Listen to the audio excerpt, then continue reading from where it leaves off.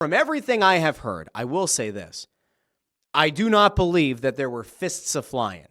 I don't think that Torts swung at Cam York. I don't think that Cam York did a double-leg takedown on Grandpa Torts. No, I don't think there was a physical confrontation. Now, is it possible that in the heat of the yelling at each other, could they have bumped into each other? Could there have been a physical contact as they're yelling at each other? Maybe. I think a lot of us have probably been there at some point in life where you do get into it with somebody and you may make contact.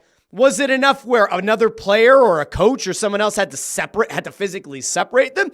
Do you have like a pull apart like you see in pro wrestling where the guys get, nose to nose and maybe there's a little bit of a shove? Could there have been that? And then, you got guys pulling apart and you got Torts on one side of the locker room and Cam York, F-bombing each other from a distance? I don't know.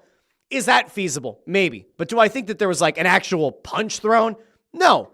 But if you take a look at this in its totality, and if you take what I've heard, what the Chicklets guys talked about, and even if you take it with a grain of salt, let's whittle it down.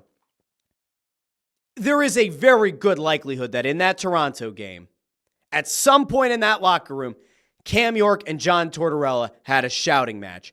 It's possible that there was a threat one way or the other, that maybe there was a mention of, I'm going to be here longer than you, I'll bury you. And then at some point, those two may have come nose to nose. Maybe there's a shove, not like a very aggressive, I'm trying to hurt you shove, but maybe there's a little physical contact. Maybe there's a little bump. Maybe there's a little bit of a pull apart.